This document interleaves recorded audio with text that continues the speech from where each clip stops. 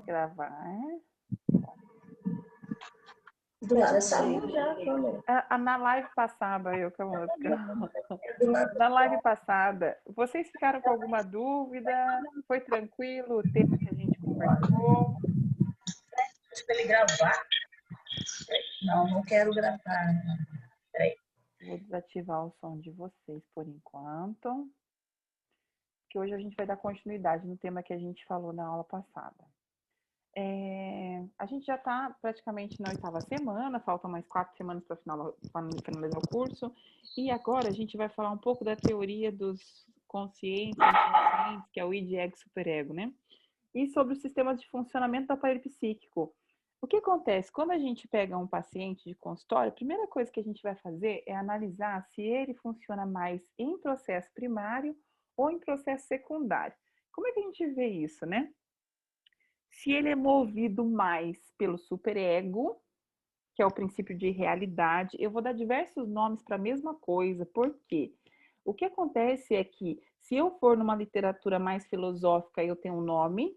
Se eu for numa literatura analítica ou psicanalítica, eu tenho outro nome. E o que acontece é que cria uma confusão na cabeça de todo mundo, porque a gente fala da mesma coisa com nomes diferentes e as pessoas ficam loucas.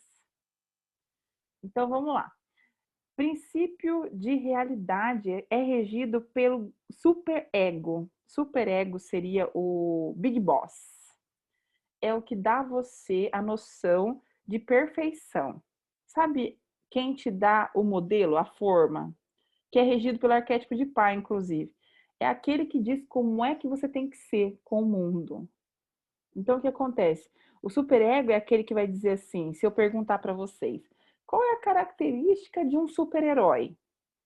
Aí vocês vão começar a descrever essa característica, dizendo, ele de repente, sei lá, tá, gente, mas tem que voar, ele tem que ter um superpoder, ele tem que, de repente, ser forte, ele tem que aguentar tudo. Então, tem a característica lá do super-herói. Se eu dou para vocês qual é a característica do melhor profissional, aí vocês vão falar, o melhor profissional ele tem que estudar, ele tem que estar disponível para a empresa, vocês têm características. Então, essas características, que são inclusive as características simbólicas dos arquétipos, elas são do superego, são os moldes que a gente usa para criar uma perspectiva do mundo, para julgar como é que é o mundo. Então, esse molde que vai reger pelo princípio de realidade, nós chamamos também de processo secundário, ou na filosofia vocês vão encontrar o nome de eudaimonia. O que é eudaimonia? Eudaimonia é a felicidade baseada num prazer, no adiamento do prazer, adiamento da gratificação. Uma pessoa regida pelo superego, ela tem determinadas características. E vocês fizeram aquele teste chamado egograma, e lá deu para vocês o pai crítico, por exemplo. O pai crítico é um perfil de superego alto. O pai amoroso também é um perfil de superego alto, mas ele é mais S2, assim, coração. Ele tem um jeito mais sutil de fazer as coisas, mas é um superego alto. O pai é o superego alto. Então, a pessoa que é regida por processo secundário, regida pelo superego, regida pela eudaimonia, ela tem a tendência de adiar o prazer. Então, vamos supor, ela é boa com disciplina, regra, ordem. Então, a gente fala para ela assim, vamos comprar uma casa? Daí ela para de comer até a merenda do almoço para juntar o dinheiro para comprar a casa. Né? Ela pega a dieta, é aquele ser, né, que tem a capacidade de fazer a dieta do começo ao fim. Eu acho até que é um ser inexistente. Onde já se viu uma pessoa, não é normal quando a pessoa faz isso, né? Mas tudo bem. Isso é um doxa, é uma opinião pessoal, porque não deve ser normal a pessoa conseguir fazer uma dieta do começo ao fim, mas paciência existe. Então, assim, a pessoa que consegue ter disciplina, aquele ser que vai na academia todo dia, 5 horas da manhã, sabe? Aquele ser que você fala assim, meu Deus, eu vou matar essa praga. Então, esse ser que vai na academia 5 horas da manhã é regido pelo superego. Então, são aquelas pessoas que têm uma facilidade com a disciplina, com a regra, com processos. ela é tão regida ou tão modelada para perfeição que tudo que ela se dedicar a fazer, ela vai fazer com perfeição, sem questionar. Qual que é o perigo do superego, do regimento pelo superego? E normalmente tem a ver com pais militares, pais disciplinados, pais que são disciplinadores, pais autoritários. Aí a pessoa cresce com esse superego forte. O problema é que normalmente ela vai adiar sempre o prazer. Então, se eu falar para ela assim, escuta, sabe aquela poupança que você fez lá? Então, vamos passar o final de semana na praia? Ele vai falar, de jeito nenhum, sua louca. Mas vamos gastar 100 reais para comer uma pizza? Tá louca? Claro que não. Enquanto não chegar a 1 milhão, não gasta 100 reais. Então, tem que tomar cuidado com os exageros com relação ao superego, porque ele é bom, ele vai te ajudar, inclusive, a conquistar objetivos, mas se ele for em exagero, você deixa de viver o momento presente, adiando sempre o prazer. Porque ele não tem pressa para ter o prazer. Ele cria a ideia de compensação do pós e não do imediato. Aí vamos falar para o ser mais comum que nós temos, que são os seres regidos pelos processos primários. Ou a gente vai chamar de pessoas com um princípio de prazer elevado. Freud chamaria de princípio de prazer. Ou pessoa hedônica. Na filosofia a gente vai falar de hedonismo, né? Que o hedonismo seria a pessoa hedônica, que é a pessoa que é movida ao prazer imediato. Então ela não é capaz de resistir aos docinhos, à comida que ela gosta. Em vez dela ir para academia, ela prefere dormir uma meia hora. Em vez de ela juntar o dinheiro, ela fala: ai, não, vamos vender o almoço para comprar a janta, até porque a gente não sabe se vai viver amanhã, né? A filosofia das pessoas movidas pelo prazer é esse. E eu não sei se vou viver amanhã, né? Nem sei o que vai ser amanhã da minha vida. Então, o princípio do prazer é a pessoa que age atemporalmente, como se fosse uma criança. Então, ela quer agora, né? Eu peço um favor para você, você faz não sei o que para mim? Você fala assim, faço. Aí, se você não faz, eu levanto e faço, porque eu não sei esperar. Porque a pessoa movida pelo princípio primário, ela é atemporal, ela briga com o marido, com a mulher no meio da rua, na frente de todo mundo. Ela grita, ela xinga, ela fala o que ela quiser, porque senão ela vai infartar. Ela não pode guardar nada para ela. Pode guardar, tem que falar. Ela não sabe a hora certa de se posicionar, não sabe a hora certa de falar, fala as coisas na hora que quiser, né? Que no egograma vai aparecer como criança adaptada ou como criança livre. Porque é uma criança. Sabe criança quando vai na loja de brinquedo? Ela grita lá, eu quero esse brinquedo. Aí você fala para ela assim, não, eu não tenho dinheiro. Ela fala, paga no cartão. Fala, mas o cartão é a mesma coisa. Ela não entende que o cartão é a mesma coisa, que não ter dinheiro não adianta ter o cartão. Falo, mas eu quero, pega o cartão, passa o cartão, porque ela não entende, não tem compreensão. Não importa se está chovendo, se não está chovendo, ela vai gritar e vai xingar e vai berrar, porque o que ela deseja é aquilo e basta. Então ela só vai movida ao desejo. Um outro exemplo, marido que trai bastante, mulher que trai bastante, são movidos pelo princípio do prazer. Ai, não resisti. Não resisti, menina, precisa ver. Vi aquela pessoa bonita na minha frente, a hora que eu vi já estava lá com ele. Então, pessoas que não sabem postergar o prazer. Ela é movida sempre à ideia de prazer, de satisfação imediata. Não consegue guardar dinheiro, gasta tudo que tem, então é movido pelo prazer imediato, tá? E isso seria a felicidade hedônica que nós chamamos, que é a pessoa que quer a felicidade naquele momento, tá? Óbvio, gente, o superego, ele não é assim porque ele trabalha no medo. Por que o superego, por que o processo secundário, por que o eudaimonia é desse jeito? Porque ele trabalha no princípio do medo. O ser humano ele é movido por duas forças, pelo medo e pelo prazer. Só tem duas forças que movem você. Ou você vai fazer porque isso vai te dar prazer, ou vai deixar de fazer porque você tem medo. É nisso que você sempre se equilibra. Tudo que você decidir na vida, você vai decidir pelo medo ou pelo prazer. O fato é que muitas pessoas acabam, infelizmente, decidindo uma vida inteira pelo medo. Ou decidindo uma vida inteira pelo prazer. Mas, Vivi, o que faz que uma pessoa, então, decida só pelo medo ou decida só pelo prazer? O que faz, então, a pessoa ela não tomar decisões com equilíbrio, ela não ter autoconhecimento? Porque tanto o princípio do medo quanto o princípio do prazer, ele não vai levar em consideração a essência, o que você quer de verdade. Quando você quer de verdade, você não vai levar em consideração nem o medo e nem o prazer. Mas o querer de verdade, ele tem que existir por um tempo, porque é uma ideia madura, que nós vamos chamar no egograma de adulto. Por quê? Porque o adulto, ele é aquele que calibra, é aquele que pondera, é aquele que diz: eu quero a casa de R$ 1 milhão. Mas para eu ter a casa de R$ 1 milhão, eu tenho que sacrificar minha família inteira a comer miojo durante 20 anos. Porra, não é justo que todo mundo come miojo durante 20 anos, né? Então, será que eu não posso comprar casa de 500? Então, é o adulto que começa a calibrar a criança e começa a calibrar o pai crítico. E aí ele chega no meio termo.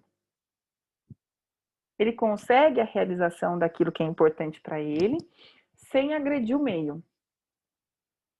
Porque quando você está falando de superego ou está falando do id, que é o princípio do prazer, todos os dois levam em consideração só a gente próprio. A gente só entra em contato com o meio, a fusão com o meio, quando a gente é capaz de cortar o nosso cordão umbilical. Aí eu vou mostrar para vocês uma... Gente, eu não sou boa de desenho, tá bom? Então vocês não se irritem comigo. Vou mostrar, porque minha obra de arte é essa aqui. É o máximo que eu sei fazer. Tá vendo esse bichinho aqui? Não crie imagens desfavoráveis para a pessoa aqui, porque é o meu desenho infantil. Isso aqui é o umbigo dele. E aqui estão as ligações. Em teoria, o seu cordão umbilical, em primeira instância ali, na primeira curvinha aqui, você vai ter os seus pais como cordão. E, em teoria, vai vindo as outras pessoas depois, né? Vai vindo, de repente, os avós, os amiguinhos, as tias, enfim, quem são importantes. As pessoas que fazem parte do seu círculo, né? Então, em teoria, você tá aqui no centro e na roda 1 tá os pais, que é quando a gente é criança, é assim. Aí na roda 2 tá lá os tios, avós, na roda 3 tá os amiguinhos. E aí vai, né? Roda 4, 5, os amigos do serviço da minha mãe, vai estar lá na roda 7, enfim. De acordo com o grau de importância que essas pessoas têm na nossa vida, tá? E o que acontece com a pessoa, o adulto infantilizado? Em teoria, esse cordão umbilical que ele tem aqui, quando a gente é adulto e casa ou cria uma relação estável com alguém, a gente tem que quebrar esse cordão que é com os pais e fazer esse cordão com a família que a gente constituiu. E os pais têm que vir em outra linha. Tem que quebrar essa conexão. Só que a gente acaba não fazendo isso. A gente continua com a conexão com os pais, com os irmãos, e coloca o marido, a esposa, os filhos nas cadeias seguintes. Por consequência, enquanto a gente não quebra esse cordão, a gente não estabiliza o nosso egograma. E isso é uma coisa muito séria que eu tenho para falar para vocês, porque assim, esse cordão umbilical, quando a gente começa a criar maturidade, você começa a ver que ele é uma rede de conexões que você tem com quem tem similaridade com você. E essa rede de conexão não necessariamente a gente tem com os pais. Eu conheço pacientes que os pais, esse desenho mais elaborado foi do meu filho. Os pais vêm aqui na linha máxima, entendeu? Lá com a conexão bem baixa. E que aqui próximo fica, de repente, um melhor amigo que ele conquistou, fica o marido ou a esposa, os filhos. Em alguns casos, inclusive, a primeira conexão é com os filhos, para depois vir a conexão com o marido. Ok. dentro das teorias, eu não vou falar que é uma opinião pessoal minha, mas dentro das teorias é errado. Os filhos, eles são frutos da união. Exceto se você não está mais com seu marido ou com a sua esposa, eles devem vir em cordões depois da conexão que você tem com seu marido ou com a sua esposa. Ah, mas eu já sou separado. Bom, daí é outros 500, aí você vai antecipar a linha, né? Mas se não, o relacionamento amoroso que teve como fruto aqueles filhos, eles têm que vir, o relacionamento tem que vir na frente, porque precisa ser mostrado para os filhos de onde eles são provenientes, inclusive para dar a eles a necessidade básica de segurança. Tipo, você nasceu de um relacionamento que tem amor, né? E é por isso que você está aqui, nesse mundo, nessa rodinha. E o que acontece com muitos adultos? Eles deixam os pais aqui na linha próxima. Então, conta o segredo para os pais, né? Faz uma bagunça, que, nossa senhora. Aí vai lá falar mal do marido, pro pai, pra mãe. Depois fala mal da esposa, né? Aí fala mal dos filhos. E aí o que acontece? Continua aquele cordão umbilical, que não foi cortado, impedindo que esse adulto vire um adulto. E ele continua sendo criança. Aí ou ele fica em função do que os pais pensam ou acham que seria o superego, ou ele fica em função dos próprios desejos. E não consegue cortar esse cordão. Então, esse cordão umbilical, esse corte acontece quando a gente cria maturidade para entender que, até uma certa idade, os pais, eles são o pertencimento, né? E a vida toda você vai ter que honrá-los, obviamente. Mas independente da honra, o nível de conexão que você tem que ter com eles, mental, psicológica, espiritual, não existe uma bula, uma regra. Se vocês não têm conexões com os seus pais, se vocês não têm conexões em pensar como eles, agir como eles, não tem nenhum problema em eles estarem em linhas depois. Não há nenhum problema. Porque a rede de conexão ela pode ser mudada. Ah, Vivi, mas eu tenho que honrar meu pai e minha mãe para sempre? Bom, você deve a gratidão de vida a eles. A questão é que se você nasceu, você veio de algum lugar. Você não é filho de chocadeira. Se você não é filho de chocadeira, então você depende de ter a gratidão por quem te deu a vida. Daí a ter conexões mentais, pensar igual, ter os mesmos valores, as mesmas situações de atitude, mesma tomada de decisões, é diferente. São coisas diferentes. E enquanto a gente entende os pais como uma obrigação ferrenha na gente, a gente não consegue se desconectar deles. E traz para a nossa vida atitudes que ou são similares a deles ou são reativas às atitudes que eles tiveram. Porque se você age, não, eu vou agir o oposto da minha mãe. O parâmetro é a sua mãe. Ou seja, você está com o cordão umbilical ali. Se você fala, eu vou agir o oposto do meu pai, você está com o cordão umbilical ligado no seu pai, porque o seu ponto de referência tem sido quem? Ele. Então, essas conexões, elas são importantes que vocês entendam através do princípio de prazer de realidade, para que vocês possam tomar decisões mais maduras, porque às vezes a gente vê no consultório as pessoas reclamando assim, eu não consigo tomar uma decisão. E às vezes essa indecisão tem muito a ver com você não conseguir escutar a própria voz, e sim a voz do externo, né? Do que vão pensar, como vão pensar, o que vão fazer. Ou então você acaba escutando muito a sua voz e não escuta a voz do meio, que também é um desequilíbrio. Uma pessoa que não é capaz de pensar. Hoje mesmo estava conversando com uma paciente que ela falou que teve muita resistência em buscar terapia, porque uma psicóloga no passado pegou a mãe dela e incentivou a mãe que separasse, que abandonasse a família porque ela não ia ser feliz enquanto ela estivesse vivendo em família. Daí tem duas situações. Primeiro que o que a gente fala, né, como terapeuta, não é o que o paciente escuta, então também tem essa, né? Não posso dizer que foi isso que a terapeuta falou.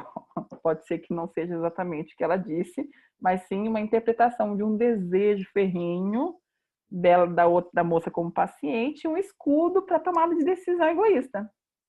Pô, eu quero tomar essa decisão, né? Vou usar o nome da coitada da terapeuta, que agora eu sou forte, né? E ninguém pode comigo. Então, esse é o item 1. Pode sim acontecer, porque acontece. O item 2 é que quando a pessoa na terapia é incentivada a tomar uma decisão sem pensar no meio, catastroficamente, ela vai pagar o preço. E quem vai pagar o preço é o paciente. Então, eu adoro a terapia, eu acho que a terapia é uma troca de experiência muito bacana. É um jeito de você poder, através das teorias, entender, se compreender. Mas sempre a tomada de decisão nunca pode ser terceirizada. Nunca, nunca, nunca, nunca. Exceto se você for disfuncional. O que é disfuncional, Vivi?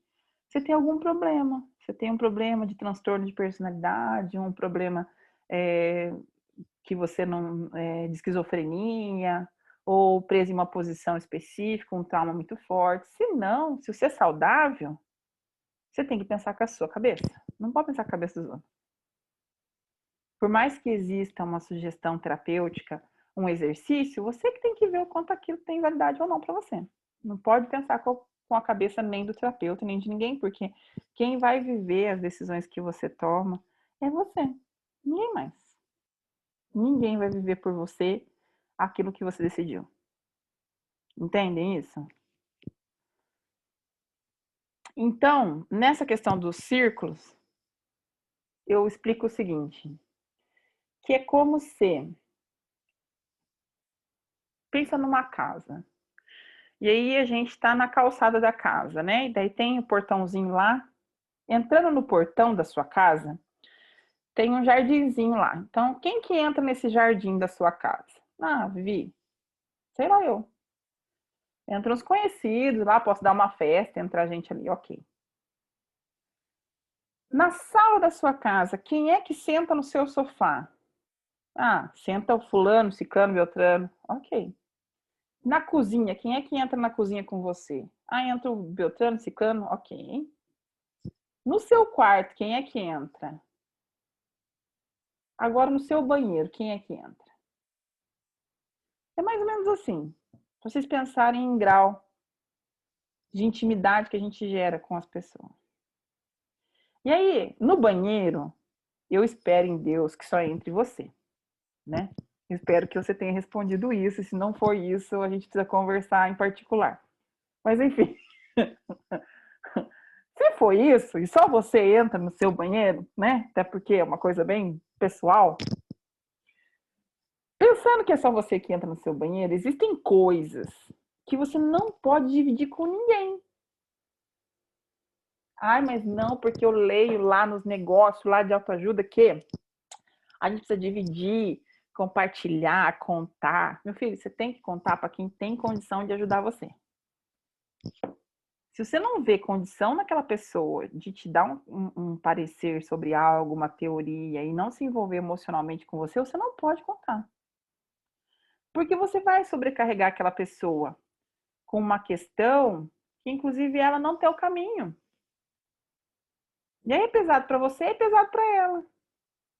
Ela porque vai ficar assustada com o seu conteúdo e você porque você vai ficar com cara de macaco, porque vai achar que o seu problema não tem solução. Então, o que acontece? Todo problema tem solução, e eu digo que eu já escutei de tudo nessa minha vida, com a graça de Deus, meu ouvido é bom, e tudo tem solução. Não consegui encontrar nada ainda que não tenha tido solução, a não ser a morte, né? Você ainda não encontrou a receita, apesar de que a morte também é uma solução muito boa. Então, assim, eu acho que tem os caminhos certos, mas tem que encontrar a ferramenta. Quem é que vai fazer esse processo com vocês, né? Se vai para o padre, vai para o pastor, se vai na terapia, não importa, mas entregar esse conteúdo para quem tem condição. Porque às vezes a gente tá casado, né? Isso já aconteceu muito comigo, tá, gente? E eu chego no meu marido contando para ele, né, minhas angústias, meus desesperos mais íntimos, aquela coisa que eu não conto para ninguém, vou contar para meu marido, que meu marido, né? Então, contar para ele. Sim, meu marido, só, eu não sei, eu acho que ele pensava assim, primeiro, você é louca. Em segundo, aonde eu coloco você? Em que caixa eu guardo você? Porque ele não sabia o que fazer comigo. Aí eu saí pior do que eu entrei. Então, assim, tem coisa que não tem como dividir, que é seu. E que se você dividir com alguém próximo a você, a pessoa pode, inclusive, se sentir muito fracassada por não saber nem o que dizer para você.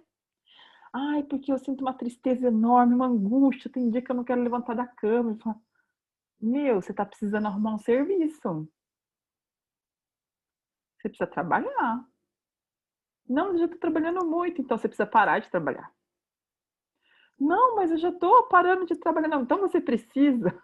Ou seja, não adianta porque o meu marido, coitadinho, quer resolver o meu problema, né?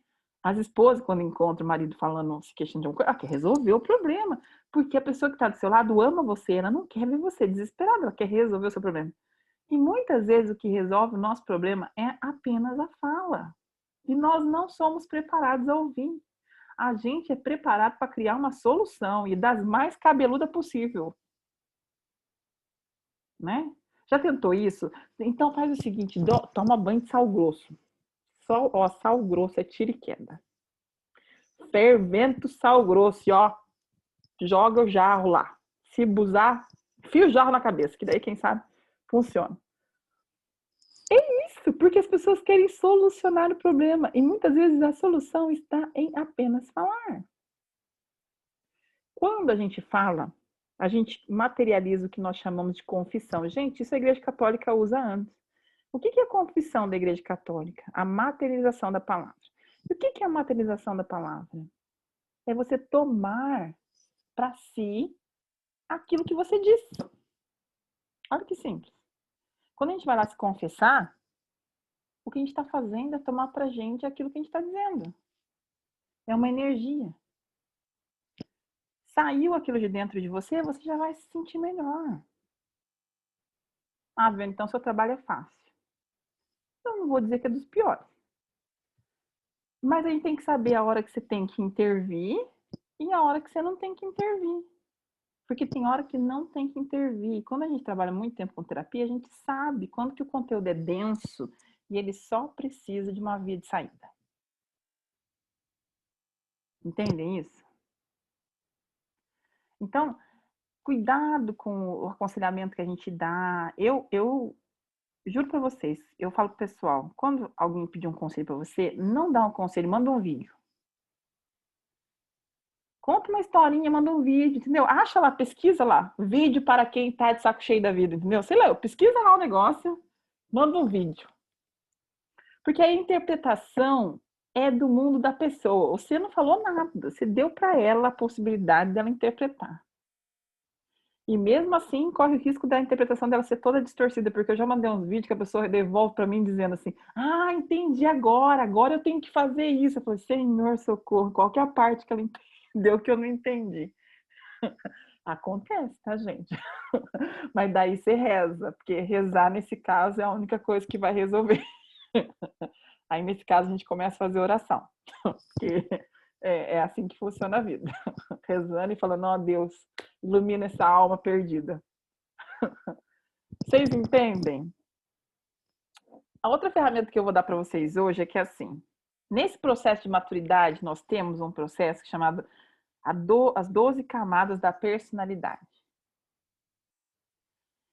Essas 12 camadas da personalidade, que é do professor Olavo, tá, gente? Olavo de Carvalho. Eu, particularmente, não gosto dele, mas eu brinco que ele incorporou e escreveu essa teoria ótima e depois ele voltou pro mundo de Nárnia dele e as coisas voltaram a ser como são.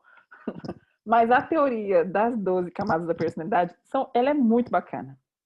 E ela explica que o ser humano, ele evolui em 12 camadas. Então, a camada 1, 2 é quando é bebê, não tem autonomia. Poucas pessoas ficam nessa camada, exceto se elas são mesmo disfuncionais.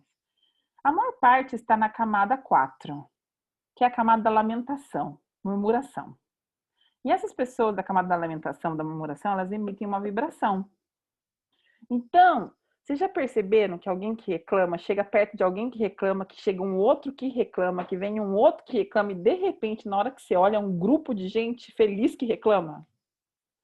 É isso que acontece.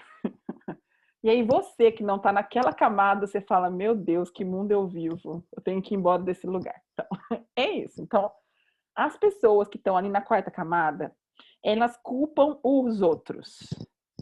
porque o mundo, porque as pessoas, porque o presidente, porque Deus, porque meu pai, porque minha mãe, porque o José, o João, enfim. Elas estão preocupadas em achar um dono da responsabilidade, que inclusive não sejam elas, de preferência, obviamente.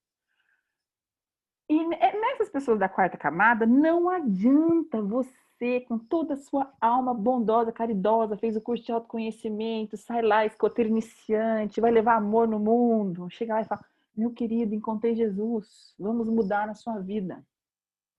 Porque essa pessoa não vai entender você, ela vai falar, cara, você viaja, você não sabe do que eu vivo na minha vida. Você não está querendo entender. Você é uma pessoa egoísta e incompreensível, entendeu? É isso que você é. Porque você, além de tudo, não entende a minha dor. E você vai sair com cara e tacho. Então, essa pessoa da camada 4, o que ela quer é reclamar. Você vai mandar o videozinho e vai rezar, porque essa daí, filho, vai demorar.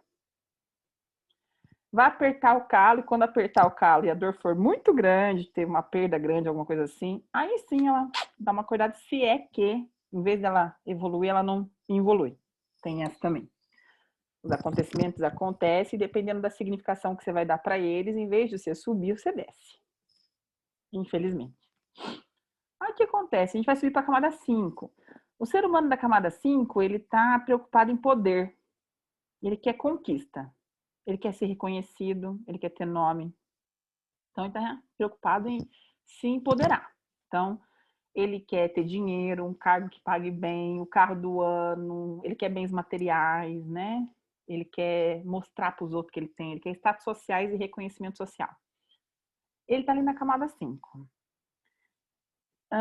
As pessoas que eu trabalho, normalmente eu faço a entrevista de tratamento antes de fazer o trabalho terapêutico, né? Então, quando está na camada 4, eu não atendo. Porque eu acho que tem pessoas melhores para isso do que eu. Eu realmente não tenho essa capacidade de ouvir a lamentação por muito tempo. Então, eu não trabalho com camada 4. Meus trabalhos são de camada 5 para cima. Até porque o cara que é da camada 4, ele não está nem aqui com vocês fazendo curso de autoconhecimento. Porque a preocupação dele não é evoluir. É dar a carga para os outros. Aí na camada 5, que o cara já está projetando em ganhar, em conquistar bens materiais, ele fica ali um tempinho, até que ele conquista o que ele está desejando e entende que aquilo ali não trouxe nada para a vida dele de diferente. Aí ele sobe uma camada. Entenda que a cada vez que vocês passarem de uma camada para outra, vocês passam por um processo que a gente chama de luto. Que inclusive eu coloquei o videozinho no grupo da turma 3 de autoconhecimento para vocês entenderem os estágios do luto. Cada camadinha, toda vez que você passar por um estágiozinho, você vai viver o luto. Aí você entrou lá, na camada de 5 para 6, aí o reconhecimento e o dinheiro já não é mais importante. Você quer um feito que vai atingir as pessoas à sua volta. Você quer algo maior.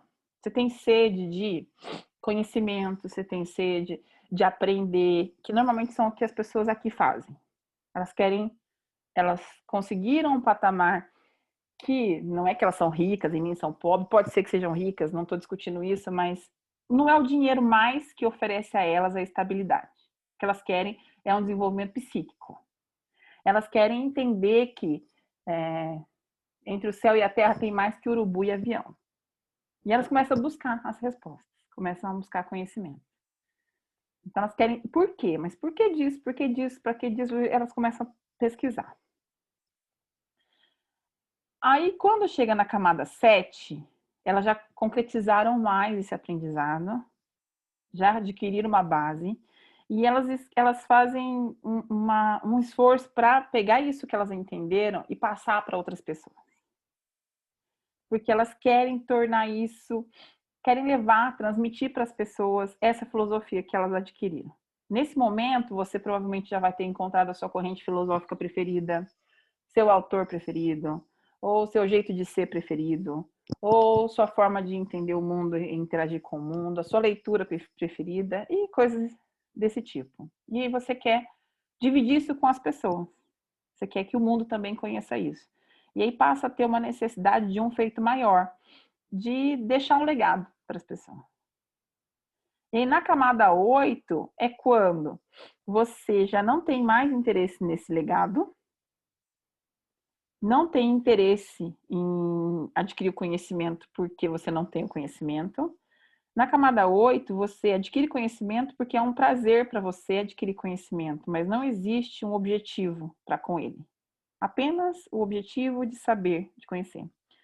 E esse legado de benfeitoria no mundo já não é mais uma necessidade. Você faz porque você faz e entende que aquilo faz parte da sua vida como ser no planeta. É a sua contribuição e aquilo passa a fazer parte da sua rotina. Não é um peso, não é difícil, não te atrapalha e ok, você vive a vida. Que normalmente na camada 8 para cima são os gurus que vão, né? São as pessoas que já são mais iluminadas, que têm um outro tipo de característica. Né? E até a camada 12, que é a camada 9, 10, 11, 12, já são pessoas muito mais evoluídas, entendendo que a partir daí são pessoas que talvez a gente não tenha tanto acesso, são Dalai Lamas, gurus mais fortes. Então, normalmente o ser humano fica entre a camada 4 e a camada 8. Ascendendo da camada 8 para cima, só as pessoas que acabam renunciando à vida em função a serviço do mundo. Renunciam da própria vida em serviço, a servir o planeta, vamos dizer assim. Então, quando vocês entendem que existem camadas, vocês param de criar discussões ou desarmonia com coisas ou pessoas que estão em camadas diferentes de vocês. E não é porque vocês não sabem mais ou são egóicos, ou é porque simplesmente a língua que você fala, que é o português, não é igual ao africano que está falando na camada 4, que não é igual ao francês da camada 8. Então você se atém a conversar na língua que você atua. Óbvio que sempre tentando aprender uma outra língua, visando aquilo lá que está para frente. Mas não necessariamente você se coloca à mercê de viver aquelas camadas. Já aconteceu com vocês de vocês pegarem um livro, sei lá, budista, ou um livro espiritualizado, ou espiritualista, filosófico, e vocês lerem aquele livro e aquele livro não fazer sentido nenhum para vocês? Falam, nossa, não entendi nada do que essa pessoa falou. Eu não entendi nada do que estava escrito aqui. Eu não tenho a menor noção do que foi que ela quis dizer, que língua que ela usou aqui. Por quê? Porque naquele momento você não está naquela vibração. Um exemplo muito típico disso, eu demorei acho que uns 6 anos para conseguir ler, A Voz do Silêncio, que é um livro da Helena Blavatsky.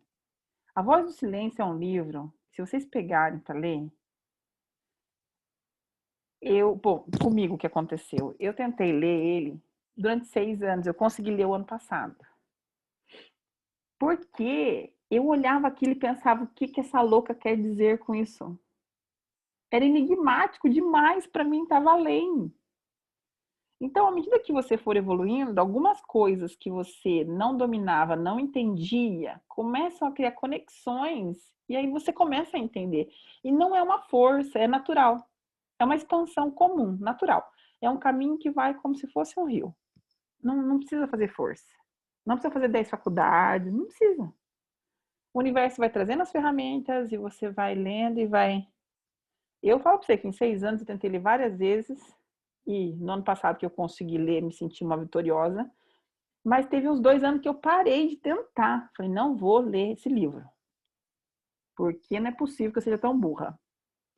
E aí depois eu comecei a ver que não é que eu era burra, realmente eu não tinha condição de ler. Naquele momento eu estava ainda em outras estações, não ia conseguir absorver o conteúdo do que ela estava colocando ali. Tanto que o começo do livro ela coloca lá, esse livro não é para todas as pessoas, é só para as pessoas que já têm um processo de iluminação. E eu falei, que bobeira, livro é livro, leitura é leitura, nós vamos ler. Mas é verdade. Então, é assim que é. E também tem livros que vocês vão pegar para ler e vocês vão ver que é assim. Então, não precisa forçar nada. Nossa, mas não foi de gesto, não consigo entender isso. Tá bom, deixa de lado. Vai para outras fontes que você vai conseguir entender. Depois você volta a ler. Você vê o livro Pequeno Príncipe. Eu já li esse livro, nossa, muitas vezes. Mas cada vez que você lê o livro, você interpreta de uma forma. Porque você está em outra fase, porque você está em outro processo. Vocês entendem isso? Então agora a gente já está numa outra fase, que é a fase de desconexão com os pais. Como que acontece essa desconexão, Vivi?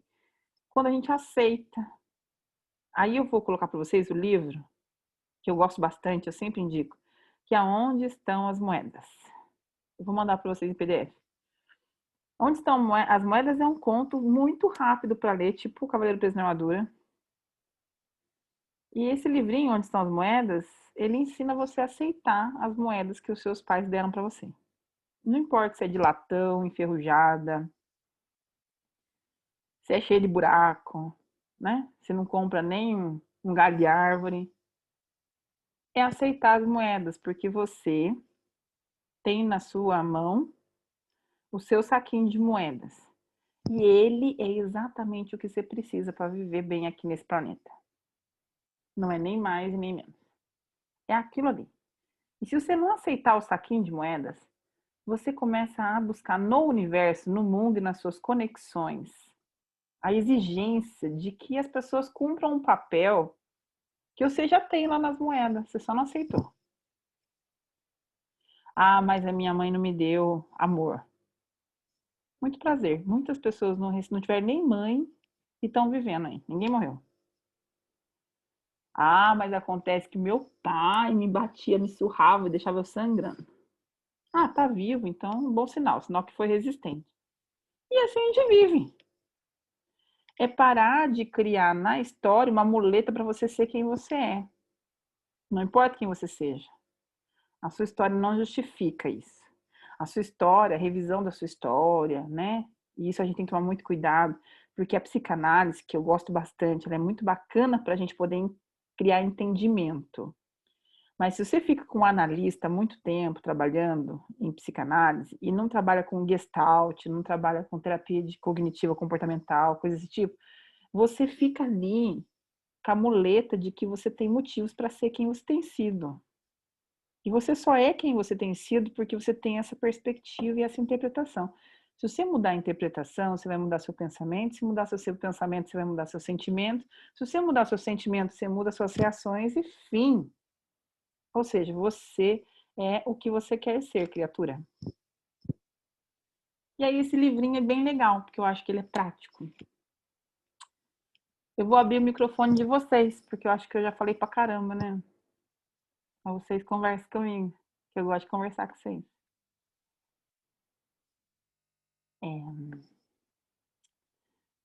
Peraí, ativar. Pronto, ativei o som.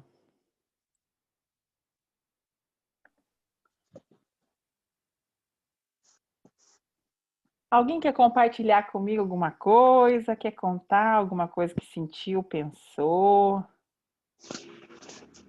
Adoro conversar com vocês, me contem tudo.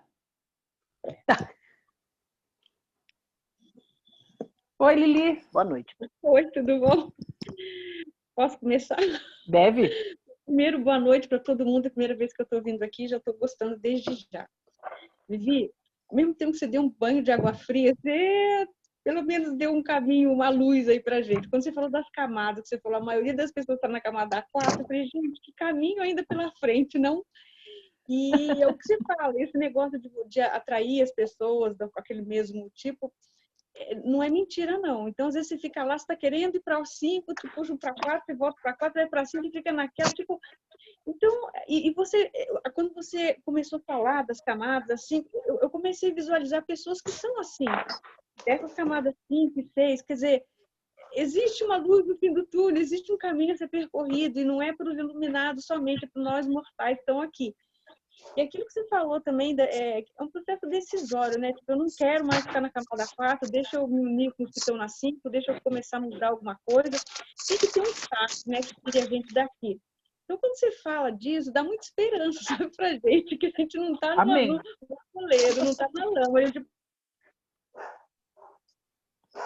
pode sair dela. foi legal isso para mim, foi uma coisa que me tocou bastante. E essa das camadas, você falou conexão com o pai, eu acho que dependendo da cultura que a gente tem também, você está na Itália, a minha ascendência, a parte dela italiana, a gente traz muito essa cultura, e às vezes a cultura, vou pegar um pouquinho a minha muleta, tá? Às vezes a cultura propicia que a gente fique ali grudado, que a gente não evolua. Então, talvez a gente tenha que fazer mais força do que uma pessoa que está numa outra cultura, que é mais desapego com o filho. Mas, tipo, é como você falou, são as nossas moedas, a gente tem que pegar essas moedas e se largar na vida.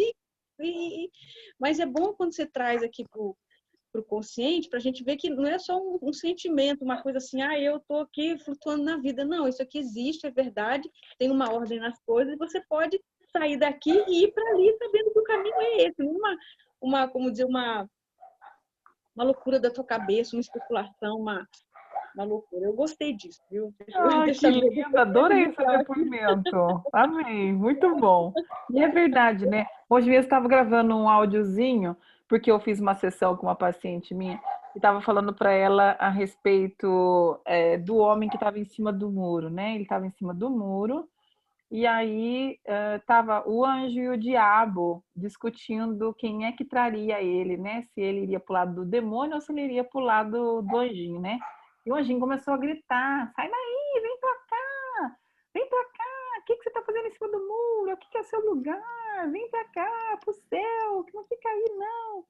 E aí ele olhou pra cara do diabinho e falou, escuta, você não vai chamar ele pra você também? Você não vai agir? Ele falou, não, eu não vou fazer nada, porque enquanto ele estiver em cima do muro, ele é meu.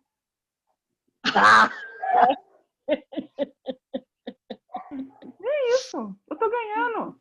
Então assim, o que o ser humano tem medo, que aí entra naquilo que a gente conversou lá no começo, que é o medo, né? E o prazer, a gente é movido para a decisão ou daquilo que dá prazer, ou aquilo que dá medo, né? Eu junto dinheiro para comprar uma casa porque tenho medo de não ter onde morar. Então, as nossas decisões são pautadas. Se a gente consegue segurar para agir retardamente, vamos dizer assim, com o adiamento do prazer, é sempre a base do medo. Então, quando a pessoa está para morrer, ela consegue fazer dieta. Olha que beleza. Porque tem medo. Então, o medo impulsiona a ação de uma forma ruim, mas impulsiona. Então, a gente é movido ou pelo prazer ou pelo medo.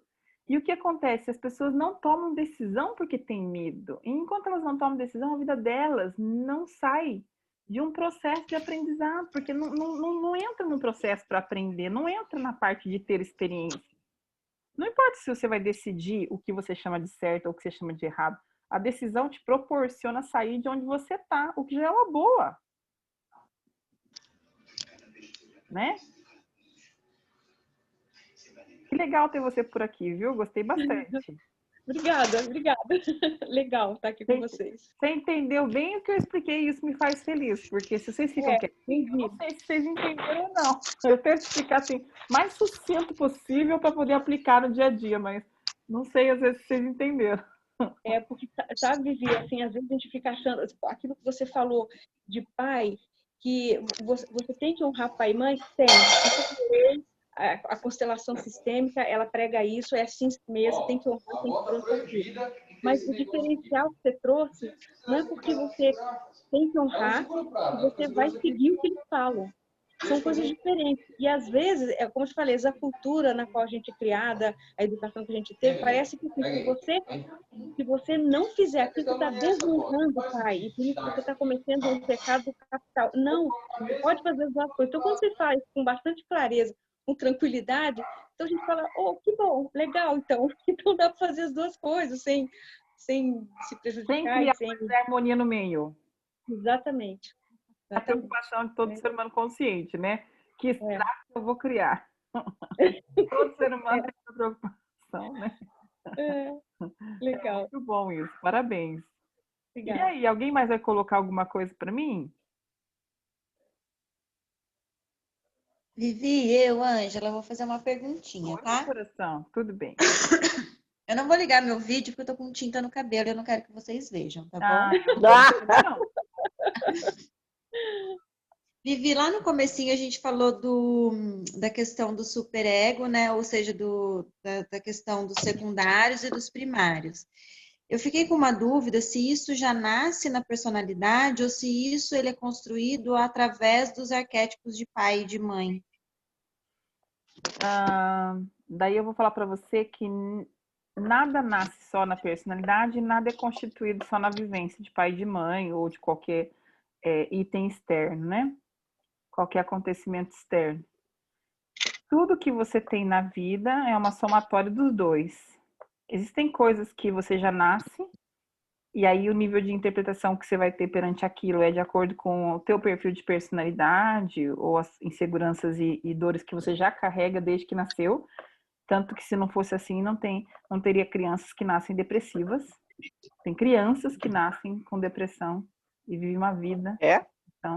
Então, biologicamente existe sim na natureza, mas além da biologia existe sim a interpretação, né? E se não é uma biologia real, no senso que eu digo, a biologia real seria uma doença mesmo, diagnosticada de falta de alguma coisa, de falta de determinados itens, né? Todo o resto é modificável, é moldável, é possível de você transpor.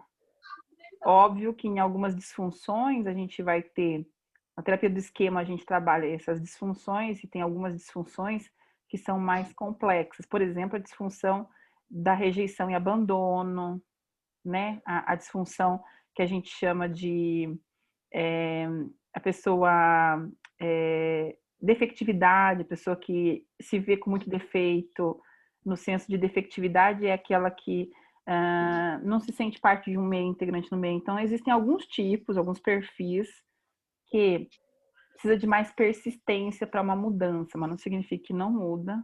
E a constituição é feita a partir dos dois. Não é só um item, não, que leva em consideração. Muito bom, obrigada. De nada, meu coração. Além do círculo e da gente ter um caminho aí para percorrer, tem mais essa esperança, tá vendo? É possível da gente, nada que não possa ser mudado. Muito bom. É possível. Muita oração, gente, mas é possível. Não, eu tô brincando.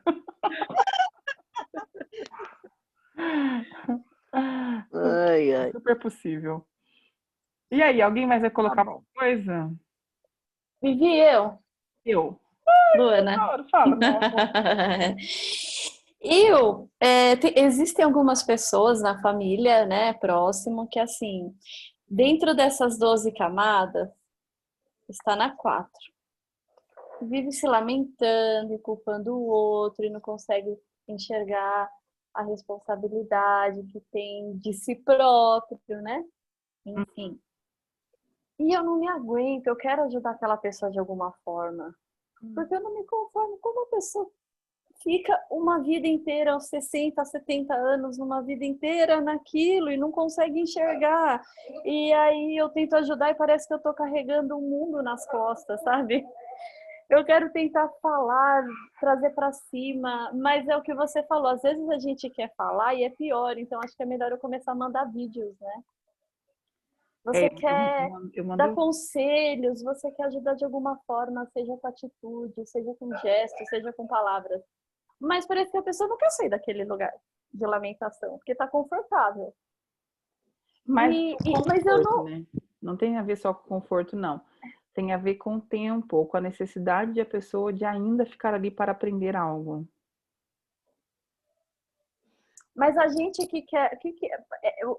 porque assim, me incomoda, porque são pessoas que eu amo, que eu gosto. E que eu queria claro, você já esteve lá na camada delas e sabe como é ruim estar ali. Então, obviamente, querido, desse lado da ponte tem sombra, tem suquinho, vem pra cá, criatura. Exatamente. Exatamente. Essa ansiedade, né? Exatamente, mas não tem o que fazer, né? Porque ela mesmo que no tempo dela vai ter que sair dessa camada, ou eu posso fazer alguma coisa? Você pode fazer alguma coisa. Rezar, em primeiro lugar. Agora eu tô falando sério. A segunda coisa é entender das leis da ajuda. Nós vamos falar sobre isso. Mas quando a gente quer ajudar alguém, a gente precisa saber interpretar e aplicar as leis da ajuda. Porque não é só o terapeuta que ajuda. A pessoa comum também ajuda. E vocês, a partir do momento que vocês adquirem um conhecimento, vocês têm por obrigação de ajudar outras pessoas, sim. Mas existem regras para que a gente possa fazê-los, né? Uhum. E a primeira regra, Lulu, é: nós não ajudamos quem não pede ajuda. Respeitar, né? É. O momento do outro. Não vai oferecer nada para ninguém. Ah, A pessoa vai dizer ah, que ela tá. quer ajuda. E se ela chegar em você e disser, Luana, você pode me ajudar? Aí a gente entra nas outras leis, que é identificar se eu tenho um conteúdo de vida o suficiente que me permita ajudar aquela pessoa, ou se eu patino naquilo. Uhum. Por exemplo, terapia de casal. Inclusive, eu vou abrir um curso de casais, gente. Quem quiser fazer vai ser a partir de outubro. Vai ser curso para casais. Ah, eu quero. Tive muito pedido, mas é curso para terapia. Para terapia de casal. Vai ser 8 aulas, de 1h30. Quando? Já sabe? Vai começar em outubro agora. O que acontece com... Ah, eu quero. É bem interessante, tem bastante ferramenta legal. O que acontece na questão disso, né? Terapia de casal. Tem psicólogos, terapeutas que trabalham em terapia de casal. E é muito perigoso. Se eu tiver com problema no meu casamento e for atender alguém que tem problema no casamento, não há como eu separar. Eu tô em aula. Sai daqui, Sofia. Por que você tá assim? Sofia. Eu tô Tem jeito. cansada. Coitada da Sofia. Entrou. Eu vou desativar o som, coitadinho. Quem for falar comigo, liga o microfone. Então, o que acontece? Se eu estou patinando num processo, eu não posso ajudar a pessoa naquele processo. Então, você está com um problema financeiro, e vem alguém e pede uma ajuda financeira para você, para ajudar a equilibrar as finanças. Você não pode fazer isso porque você não está, não ultrapassou aquilo ali. Você só pode ajudar a pessoa naquilo que você já ultrapassou. Entende? Então, essa é a segunda lei da ajuda. Eu nunca posso dar mais do que aquilo que eu tenho. É como se você me pedisse um empréstimo, um dinheiro, e eu fosse fazer um empréstimo para emprestar dinheiro para você. Eu não posso te ajudar com aquilo que eu não tenho. Então, eu nunca posso dar aquilo que eu não tenho e nunca posso receber mais do que aquilo que eu preciso. Essa é outra lei da ajuda. Então, para você aprender a ajudar, você precisa conhecer essas leis. A partir do momento que você conhecer essas leis, você consegue ajudar de forma mais simples. A outra coisa é que você nunca pode ajudar se você tem dó. Sabe isso que você falou? Eu olho, me dá um desespero, me vem uma sensação. Então, esquece. Essa não é a pessoa que você vai ajudar. Porque enquanto você não aceitar que ela está ali, porque ela tem o livre-arbítrio, e a hora que ela quiser de verdade, ela vai sair, e que o que ela está vivendo ali é uma coleta de dados, é uma interpretação, é fruto daquilo que ela mesma tem vibrado, e aceitar isso como condição. Você não tem como ajudar. Porque você vai olhar para a pessoa como se você fosse o ajudador e com pena dela. Essa posição de eu sou o ajudador e você é menos do que eu, ela fortalece egoicamente a pessoa que está ajudando. Eu sou bom e você não. Eu sou superior, você inferior. E essa posição de você inferior vai gerar uma condição no outro que está sendo ajudado de ser sempre inferior e não melhorar. Uau, que complexo. Nunca tinha parado para pensar nisso. É complexo, mas é importante. Leis da ajuda vai ser alguma série que você vai em algum momento abordar? Eu posso fazer, eu estava sem tema para fazer a próxima série agora, posso fazer em áudio. Pronto, Leis da ajuda, pronto, tá bom. Leis da ajuda, vou gravar Leis da ajuda. Nossa, vai me ajudar. Vai me ajudar. Vivi, Oi. quando você fala assim, eu não posso receber mais daquilo que eu preciso, eu não entendi. Você sabe o que você precisa. Então, vamos supor, eu preciso de R$1.000 para pagar uma conta. Mas aí a pessoa vem e me oferece 5.000. E aí você aceita os 5.000. Mesmo você precisando só de 1.000, porque vai que você precisa de mais. Entendeu?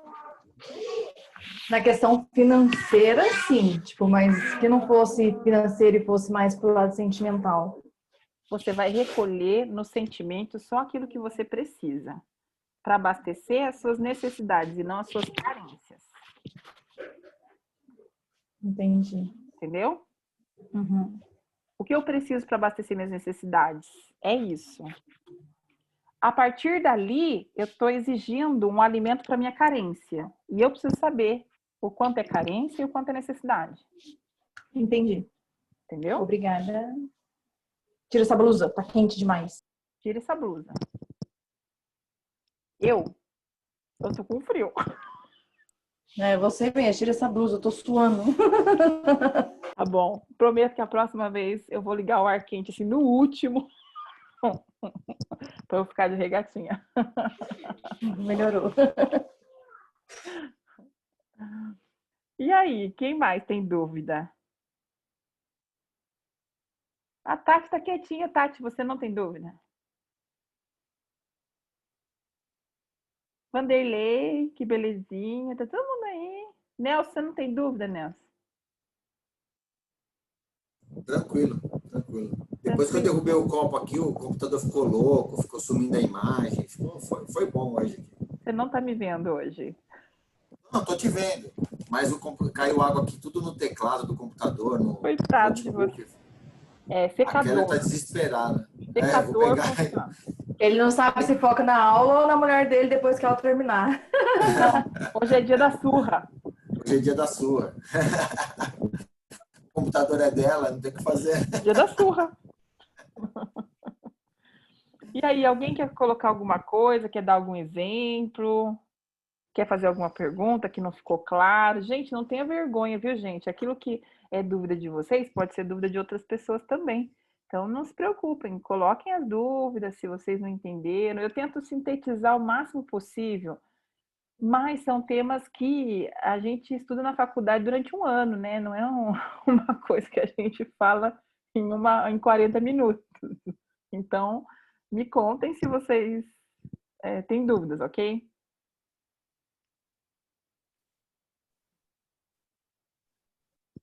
Nada?